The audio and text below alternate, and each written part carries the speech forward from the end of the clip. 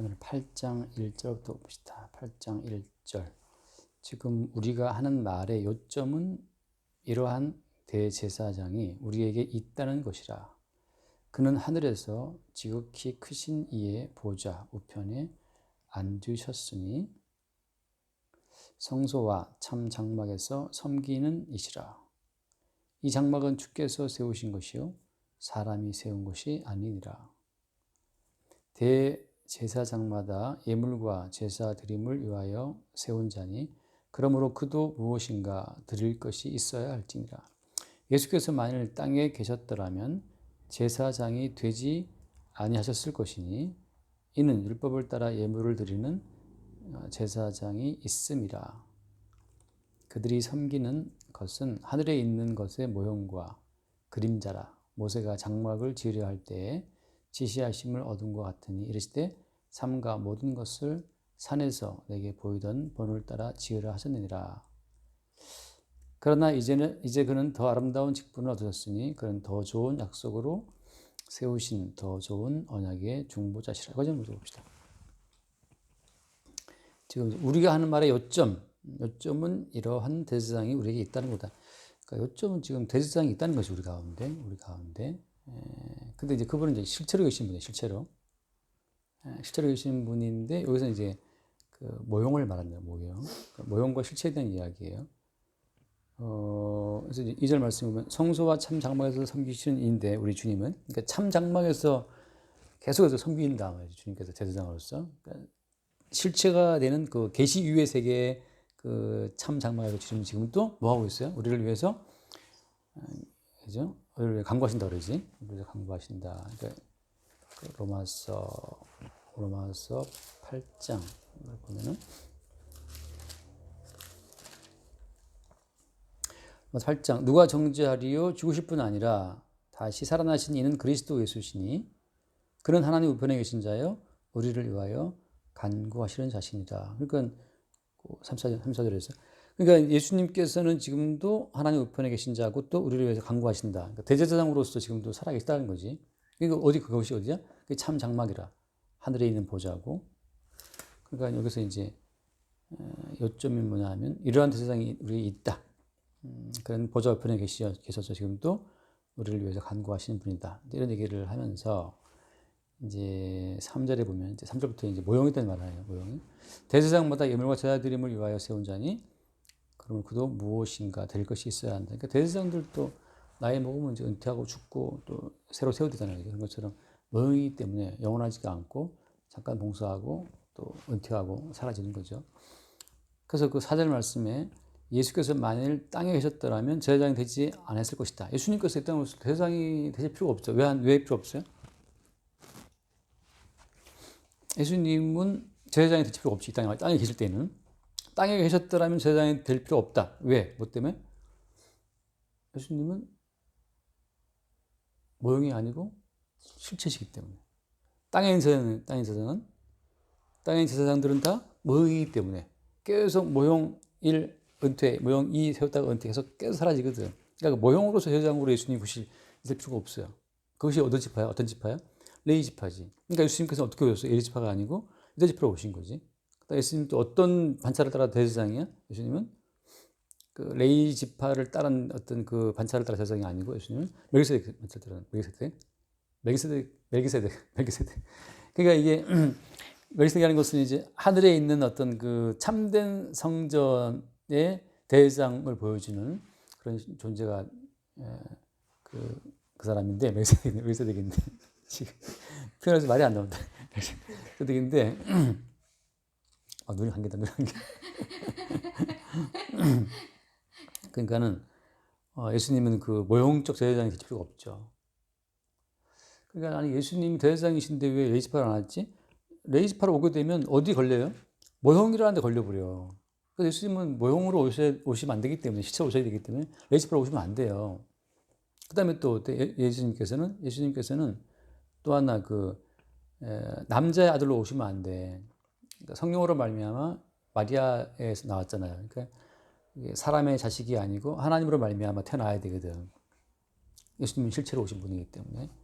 그래서 예수님이 만약에 땅에 계셨더라면 제사장이 되지 않는다. 왜? 예수님께서는 실제로 오신 분이기 때문에.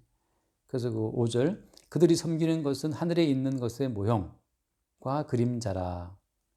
자, 그래서 이제 이 말 오늘 핵심은 이거예요. 실체는 모형을 공격을 해요. 실체는 모형을 깨트려야 돼. 이제 가끔 내가 비유를 들지만 뭐 과자 먹으려면 과자 껍질을 까야 되잖아요, 그지? 그래야지 그 알맹이 나오고 어떤 물건도 이제 박스 뭐 아이폰 언제 왔나? 아이폰도 그 박스를 그 뭐라 하더라? 무슨 그 폰 박스 여는 걸 뭐라 하지? 개봉 영어로 뭐라 하던데. 아무튼 뭐 아이폰 개봉 격조가 많이 올라오더라고 이 저 유튜브에. 그래서 이제 그 박스를 열어야 그 속에 알맹이 휴대폰이 나오는 것처럼 언박싱 같은. 처음에 뭐 하는 거야? 다 그걸 애들이 오늘 그 좋아하는지 찍어가지고 다 이렇게 하나씩 이제 이게 뭐가 들어있고 막 그거 이제 보여주더라고. 안 궁금한데. 언박싱 그런 것처럼 이제 실체가 오면 어때? 그냥 아무 때나 모양이 찢어지는 게 아니야. 언제 모양이 찢어져야 돼? 실체가 드러날 때 그 박스가 언박싱 돼야 되는 거지. 아무 때나 되면 안 된다. 그러니까 구약시대는 계속해서 그 모형으로서의 성전이 있어요. 근데 이제 예수님께서 얘네들이 그 모형으로의 성전에 집착하거든. 그 다음에 그 모형으로서의 성전을 이스라엘 백성들이 그걸 이용하려고 그래. 그러니까 성전을 가지고서 자기의 정당성이나 자기 자신의 어떤 이익을 위해서 그걸 사용할 때 주님이 그때 이제 성전을 박살을 깨물어 말미암아서 야 이것은 모형인데 니들이 왜 모형에 집중하냐? 그래서 성전을 불태워 버리는 거거든. 그래서 이제 예레미야도 와서 말하기를 야들아 이 성전이 하나님의 전이라고 하는 거짓말을 믿지 마. 이거 성전 아니야. 그렇게 말하거든. 왜 성전 아니에요? 그 아는 이유는 예레미야 5장을 보면은 예레미야 5장에 나오지 않는다. 예레미야 5장인가? 5장 맞나?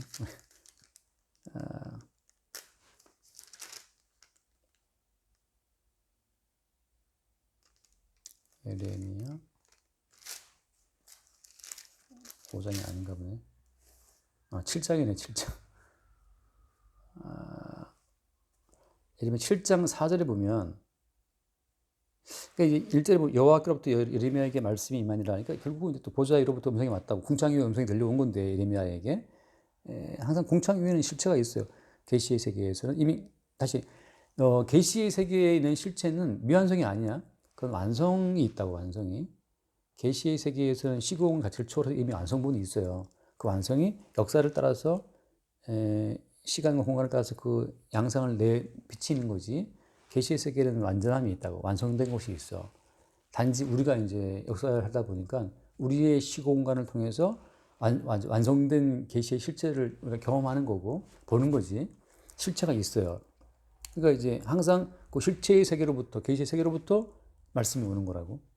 그 실체에 딱 대비를 해서 실체를 담는 어떤 모형적 역할을 안 하는 것들은 계속 깨고 부시는 거고 대제사장도 이제 모형으로 역사 기능을 하다가 나이 들면 은퇴하는 것처럼 항상 실체를 보여주는 모형으로서의 모든 기능들이 있는데 그 기능들이 그 원래 목적을 잃어버리면은 그것도 철수 깨져 나가는 거라고. 그래서 이제 여호와께서 말씀이 왔어요. 어떤 말씀이 왔냐면은 4절 말씀에 너희는 이것이 여호와의 성전이라 하는 거짓말을 믿지 말라.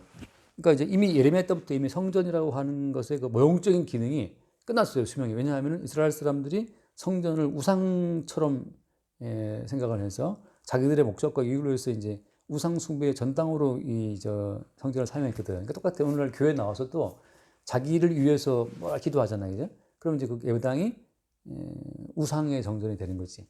그러니까 내가 하는 말처럼 십자가 딱 뜯어내고 거기다가 불당에 붙이는 그거 딱 갖다 놓으면 그게 이제 불당 되는 거죠. 예배당은 무슨 예수 이름 굉장히 자기 어떤 이익을 위해서 막 기도하면 그게 우상의 성전 되는 거지. 그래서 이미 예레미야 때 이미 성전은 아니었던 거죠. 성전은 원래 뭐가 있는 곳이에요? 원래 성전은 왜 있는 거야? 성전은 주의 이름을 두시려고 택하신 곳이잖아요. 그러니까 주의 이름이 있는 게 성전이라고. 주의 이름이라는 건 어떤 거예요? 주의 이름이라고 하는 것은 이름이 있다는 건 실체가 있다는 거잖아요. 이름이 있는 건 본체가 있다는 건데 그러니까 주의 이름이 있다는 것은 보이지 않는 주님의 본체가 있다는 걸 증명하는 거거든요. 주의 이름이. 그러니까 항상 주의 이름이 그들을 구원하고 주의 이름이 그들을 살린다고. 근데 그게 주의 이름이라고 말을 할 때 그 주의 이름이 구체적으로 이제 이스라엘 그 백성들한테 막 그 모습을 드러내는 것은 어떤 영상이에요? 그 영상은 계속해서 이제 상분제처럼 그 희생 제물이 아침에 불태워지고 저녁에 불태워지는 그 희생 제물의 번제를 통해서 거기에 항상 거기에 주의 이름이 있다. 그러니까 주의 이름이 거기 있다라고 하는 것의 외부적인 표현이 항상 이제 어린 양이 죽임을 당하는 거거든. 그래서 그것이 나중에 시상식 때 오게 되면 예수님 본인이 이제 죽임을 당하시거든. 그래서 그 예수님께서 이렇게 제장하시게 되면 그 바디메온가 그 맹인들도 와서 그러잖아. 막 호산나 그 민중들 말하기를 호산나 주의 이름으로 오시는 이여, 주의 이름으로 오시는 이여 하는 것은 예수님이 바로 구약 시대의 성전 주의 이름을 주시려고 지은 성전의 그 주인공, 그 주의 이름이 이제는 어떤다? 이제는 호산나 주의 이름으로 오시는 이여라고 민중들이 막 환영할 때, 옛날에는 그 주의 이름이 성전에 있었거든. 지금은 주의 이름이 이제 그 예루살렘에 이제 막 들어오시는 거야. 그 사람들이 막 이제 환상. 근데 물론 그 군중들은 영문을 모르고 이제 하는 거예요. 천사들이 다 그들의 마음을 감동해 가지고서 그 무슨 나뭇가지지? 저나뭇가지를 꺾어 갖고 이제 막 들고 바닥에 깔고 옷을 깔고 하잖아요. 그래서 그들이 외쳤던 말이 호산나 주의 이름으로 오시는 이여 아멘 뭐 하잖아요. 그러니까 옛날에 원래 성전에 주의 이름이 있었는데 이제는 그 주의 이름이 여기 지금 우리에게로 예루살렘 거리로 들어오신다고 이제 그들이 환영하는 거거든. 그러니까 성전의 실체가 예수라고 하는 것으로 이게 연결이 되는데 그 당대에 아무도 몰라요. 그러니까 제자들도 뭐 그러잖아. 성전을 헐어라 내가 살만을 짓겠다 그러잖아. 근데 제자들이 어떻게 살만을 짓지? 40년 동안 지은 성전을 모른다고. 나중에 어떻게 나중에 알아? 나중에 예수님 부활하신 다음에 그 뭐라 했나? 요한복음 2장인가? 요한복음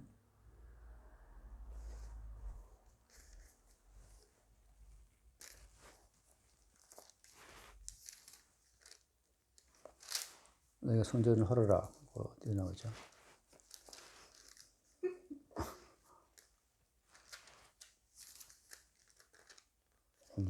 글씨도 나오고 이게 빛에 번져갖고 2장 19절이네. 2장 19절. 예수께서 이르실 때 너희가 이 성전을 헐어라. 내가 사흘 동안 이렇게. 그 앞에 유대인들이 무슨 표적을 우리한테 보여주겠냐 이거거든. 너 왜 이러는 거야? 예수님이 이제 그 성전을 막 때려 부셨잖아요. 때려 부신 게 아니라 성전을 이제 막 그 양과 소를 내보내고 막 그 돈 받고는 상을 엎고 했잖아요. 그것 때문에 이제 그 유대인들이 화가 나갖고 너들 뭔 권세로 이걸 다 이렇게 하느냐? 성전을 뒤집어 엎느냐? 그 말이에요. 근데 사실 예수님께서는 성전이 원래 누구를 모시려고 있는 곳이죠? 주의 이름으로 오시는 분, 예수님을 위해서 성전이 있는 거거든. 근데 와보니까 거기에 뭐 양과 소와 막 그 쟁소를 펼쳐놓고 막 돈 바꿔주고 막 이러니까 예수님께서 그걸 엎으시는 건데 그러면서 무슨 표적을 보여주고 있나 할 때 예수님이 이거 헐어라 내가 사흘 동안 지켰다. 근데 이제 그 21절에 그러나 예수는 성전된 자기 육체를 가리켜 말씀하신 것이라 22절 죽은 자 가운데 살아나신 후에야 제자들이 이 말씀하신 걸 기억하고 성경과 주께서 말씀하신 걸 믿었더라. 그지?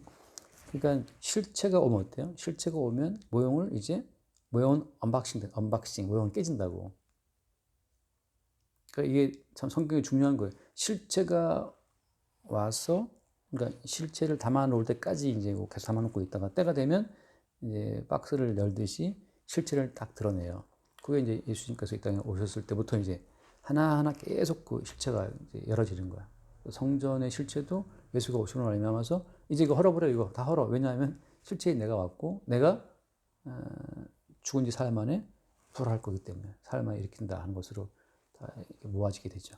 그다음에 예수님 오심으로 말미암아 대제사장 역할 그거 예수께서 다 모아지는 거고 선지자들의 모든 역할 예수께서 다 모아지는 거고 그다음에 뭐 내가 유대인의 왕이다 그렇게 해서 그 이스라엘 백성들이 왕이라고 했었던 원래 이제 사울 뭐 다 이게 모형적 왕입니다. 모형적 왕. 모형적 왕인데 그 모형 속에 들어 있는 건 예수님이라고. 근데 다윗은 그걸 알죠.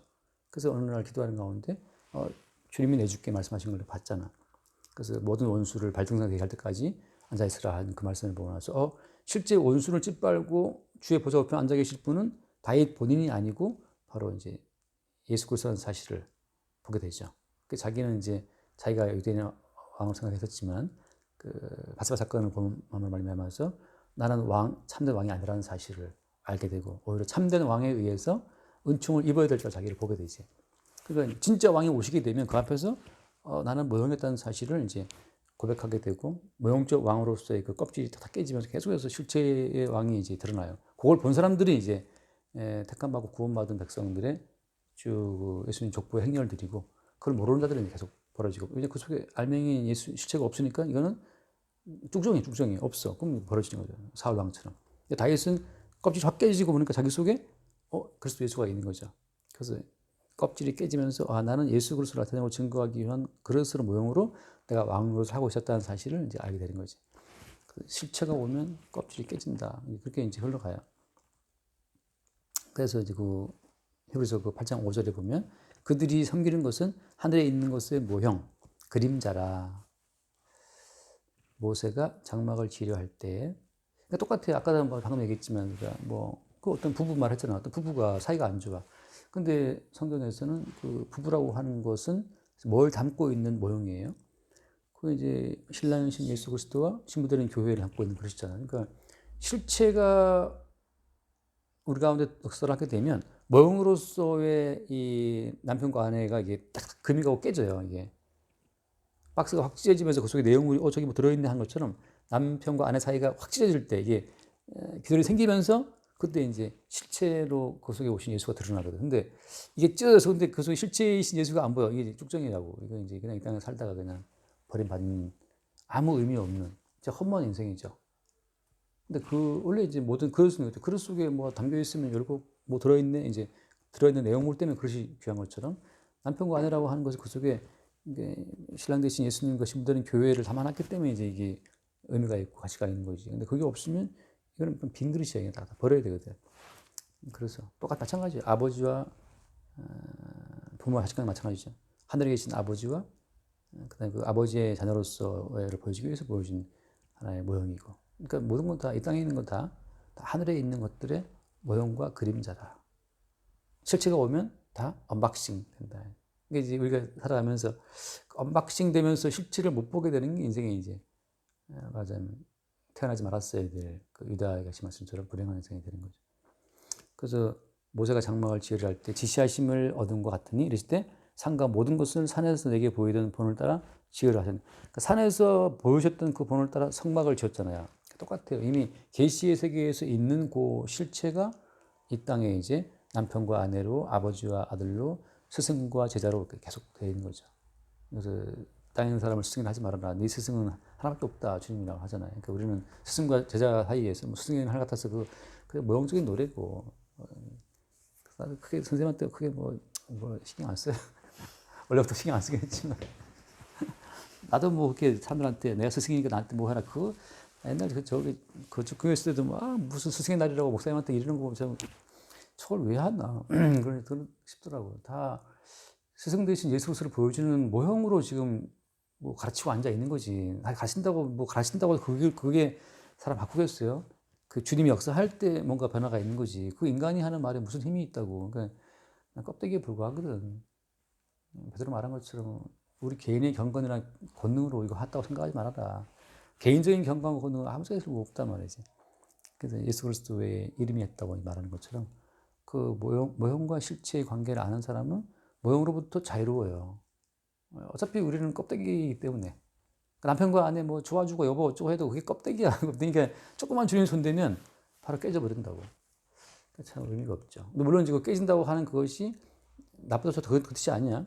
왜냐하면 밧세바도 우리와의 관계에서 깨져버리거든. 결국 우리는 죽어요. 그러니까 충성스러운 남편이고 그렇지만 죽는다고. 그러니까 하나님은 이 땅의 부부관계에 있어 그렇게 신경 안 쓰는 거야. 그 우리 볼 때 아니 하나님 어떻게 이렇게 우리와 밧세바 관계를 하필이면 기왕 다윗이 하려면 그러면 과부를 건드리든지 그 아가씨를 건드리지 왜 그 남편이 있는 충성스하게 부하의 부인을 건드립니까? 이렇게 할 수 있단 말이지. 근데 주님 그거 신경 안 써요. 왜냐하면 다윗의 그 죄인됨을 또 강하게 드러내기 위해서 또 밧세바도 마찬가지지. 밧세바도 뭔가 모르지 뭐 아무튼 뭔가 있었겠지만 정말 아니도움이다 할 수도 있잖아. 뭐 내 남편이 지금 전쟁에 있는데 이러시면 아니도움이다 할 수 있지만 또 어떻게 된 건 모르지만 갔단 말이지. 아니도움이다 하다가 뭐 대여 한다가 뭐 그렇게 그런 거죠. 그러니까 주님께서 그렇게 이 땅의 어떤 모형적 관계에 뭐 큰 가치를 두는 게 아니라고. 근데 이제 사람들이 이렇게 두고 있지만 뭐 천년의 사랑 부른 박완규인가 천년의 사랑 노래 부르고 하지만 집까지 무슨 천년도 못 사는 천년의 사랑 불러요. 이건 무슨 일이지? 뭐 머리랑 길고. 카바지. 그래서 우리가 이 땅을 살아갈 때 모형이라는 것, 그림자라는 걸 알게 되면 좀 자유로워지거든. 근데 마치 이게 영원한 실체인 것처럼 천국까지 가서도 내 딸, 뭐 내 아들 이게 지금 실체를 만나지 못한 사람들은 다 그렇게 거기에 집착하거든. 근데 천국 가면 장가도 안 가고 시집도 안 가고 딸 아들 아무것도 없어. 모든 관계 해체. 다 그리스도 예수를 머리로 하는 새로운 기체로 연결되는 거고 단지 그걸 보여주기 위한 모형으로 이 땅에 있었던 건데 그게 전부인 줄 알고 모형의 메인인 거고 이게 메인인 거죠. 그래서 이렇게 했다. 그래서 이제 6절. 그러나 이제 그는 더 아름다운 직분을 얻으셨으니 그건 더 좋은 약속으로 세우신 더 좋은 언약의 중보자시라. 그러니까 그동안에 있었던 그 모든 건 다 하나의 이제 그림자가 모형이기 때문에 실제로 오신 그분만이 이제 아름다운 거예요. 그러니까 우리가 뭐 나도 휴대폰 뭐 갤럭시 샀을 때 박스도 예뻐. 박스도 뭐 아주 디자인이 아주 화려해. 박스도 그 제품 같은 거. 비싼 거일수록 그렇지. 근데 그 박스도 예쁜데 열면 내용물은 더 아름답지. 그러니까 우리가 남편과 아내 너무 좋지. 너무 사이좋고 막 여보 자기 어쩌고 뭐 좋아 죽지. 근데 그 모형의 껍질을 까고 실체이신 남편과 아내를 보면 그건 더 좋은 거라고 여기 말씀. 더 아름다운 직분, 더 좋은 약속, 더 좋은 언약의 중보자. 그잖아요. 그러니까 우리가 이 땅에 살면서 남편과 아내로 살아가면서 그 알맹이가 되는 실체가 되는 예수 그리스도의 남편됨 그리고 그의 피로 인해서 모든 걸 누리고 살아가는 어떤 신부됨 관계를 못 본다면 그냥 평생 그 박스만 핥다가 이제 수박과 달걀처럼 핥다가 가는 거죠. 근데 주님이 그렇게 안 놔둬요.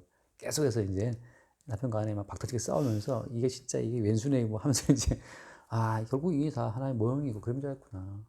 실체는 주님이었다는 사실을 보게 하고 자식들도 뭐 실망시키고 실망하고 그러면서 이게 다 모형이었구나. 그래 가는 거죠. 그래서 몇 장이지? 마태복음, 물론 마가복음도 있지만은 마태복음 12장쯤 되나? 그런 게 있잖아요. 예수님의, 맞네. 12장, 46절에 보면, 12장 46절. 예수께서 무리에게 말씀하실 때 그의 어머니와 동생들이 예수께 말하려 밖에 섰더니, 한 사람이 예수께 여짜오되 보소서 당신의 어머니와 동생들이 당신께 말하려고 밖에 서 있나이다. 예수님의 진짜 그 육신의 어머니와 동생들이 이제 쭉 온 거지. 근데 말하는 사람에게 대답을 이르시되 누가 내 어머니이며 내 동생들이냐 하시고 손을 내밀어 저자들을 할게 이르시되 나의 어머니와 나의 동생들을 보라. 하늘에 계신 내 아버지의 뜻대로 하는 자가 내 형제여 자매여 어머니이다 한단 말이지. 그러니까 예수님 이미 모형적 관계로서의 어머니와 동생들 여기에서 이미 예수님은 벗어나서 실체를 본 거죠. 누가 내 어머니와 동생들이냐. 거기에서 이미 예수님은 매이지 않고 있어요.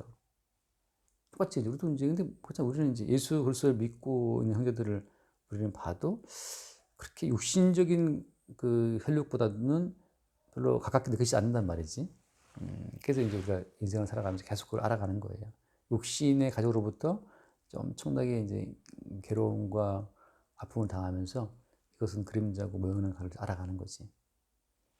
하나 더 읽고 요한복음 15장을 보면은 15장인가 12장인가 15장 요한복음 15장에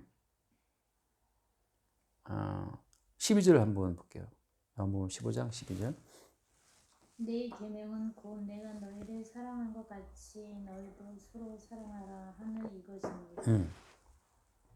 예수님 주신 계명은 우리가 서로 사랑하라는 것. 이때 서로 사랑하라는 건 뭘 말하는 거예요? 서로 사랑하는 것은 내가 너희를 사랑한 것 같이. 그 말은 뭐냐면 우리는 다 예수님의 용서를 입은 자잖아요. 그러니까 우리 의로움은 하나도 없어요. 그러니까 너나 나나 다 죄인이야. 너와 내가 어떤 차등을 둘 만한 의로움이 우리 앞에는 없다고. 너도 주의 용서를 입은 자가 입은 자고. 모두가 똑같이 잘한 것이 아무것도 없이 용서의 은혜를 입은 자라는 관점에서 볼 때 사랑이 가능해요. 근데 나는 좀 괜찮은데 넌 너무 하수야. 이러면 이제 교만함으로 말미암아 사랑이 안 되지. 그러니까 아까 잠깐 말했지만 나는 도사야, 난 도인이야, 나는 뭐 다 초탈했어. 근데 저 사람은 아직 매여 있어. 할 수 없어. 이렇게 있으면 이제 도인 올라가 있잖아. 사랑이 안 돼요. 사랑이 된다는 거는 너랑 나랑 똑같이 비받고 있다는 거, 비를 맞고 있다는 거, 똑같이 지금 지옥 가야 된다고 하는 거, 똑같이 주님의 진노에 자식이라고 하는 것, 그 상태에서 사랑할 것이 아무것도 없는 거지. 예수 그리스도의 대신 죽으신 피의 용서를 입고 있다는 점에서 그 동일한 사랑을 입었다는 점에 있을 때면 사랑이 가능해. 근데 뭐든지 저와 나의 어떤 차이점을 갖고 있으면 사랑이 안 돼요. 그걸 우리는 항상 나의 의로움을 내세우고 나를 의외에 두든지 아니면 열등감을 느끼게 하거든. 근데 저 사람이 돈 번 것도 야, 저 사람은 진짜 아니 정말 쫄딱 망해도 나사로 거지처럼 살아도 마땅한 자인데 주의 은혜로 저 사람 부자가 됐구나. 그걸 본인도 알고 피차 알 때 사랑이 가능하거든. 근데 저 게을러 갖고 저 가난한 저 사람 거지 됐고 성실해도 됐고 이렇게 어떤 인간 자체의 차이를 두게 되면 사랑이 안 돼요. 우리가 지체라고 하는 것은 그렇잖아. 몸이 붙어있기 때문에 지체지. 잘났기 때문에 뭐 오른손이 아니잖아. 그런 것처럼 주님 주신 그 실체라고 하는 것은 우리 모두의 육신적인 차등을 다 없애고 모두가 다 똑같이 예수 그리스도의 속죄의 피에 의해서만 어떤 가치를 부여받고 있을 때 그때 이제 사랑이 가능하지. 그게 실체고. 그래서 우리는 이제 이 모형과 그림자도 뭐 예쁜 게 많이 있지만 사실은 더 좋은 약속, 더 좋은 직분, 아름다운 직분, 더 좋은 것은 다 그 실체이신 예수 그리스도에 들어있다고 하는 거죠. 그러니까 우리는 모형적 삶을 이 모형적 삶이 언박싱, 그 모형적 삶이 깨지는 과정을 통해서 계속 실제로 계신 예수를 보는 그런 어떤 인생길을 가게 된다는 점에서 계속 이제 어떤 아름다운 성도의 성숙이라는 것은 그거라는 거지. 내가 뭘 해서가 아니고 계속 내 인생이 깨지면서 실체이신 예수를 더 깊이 발견하는 그것이 성숙이에요. 내가 뭘 막 더 잘하는 것이 아니고. 여기까지 합시다. 주님 감사드립니다. 모형적인 삶이 깨짐으로 말미암아 실체이신 예수 그리스도를 볼 수 있고 또한 그 은혜가 얼마나 깊은지 알 수 있도록 늘 인도해 주심에 감사드립니다. 오직 주의 은혜로 이렇게 서 있음을 고백드리고 또한 주님이 참으로 우리의 중보자 되심을 너무나 감사드리며 우리 주 예수 그리스도 이름으로 기도드립니다. 아멘. 주님 감사합니다. 모든 모형과 모든 그림자의 실체로 오셔서 우리에게 그 실체의 아름다움을 보이신 주님, 주님이 십자가에 피 흘려 죽으심으로 이뤄놓으신 그 영원한 실체의 세계, 실체의 세계로 주어지는 그 풍성한 권능과 또 풍성한 생명의 샘물을 늘 우리가 새롭게 누리게 하여 주옵소서. 우리 주 그리스도 예수 이름을 거드리옵나이다. 아멘.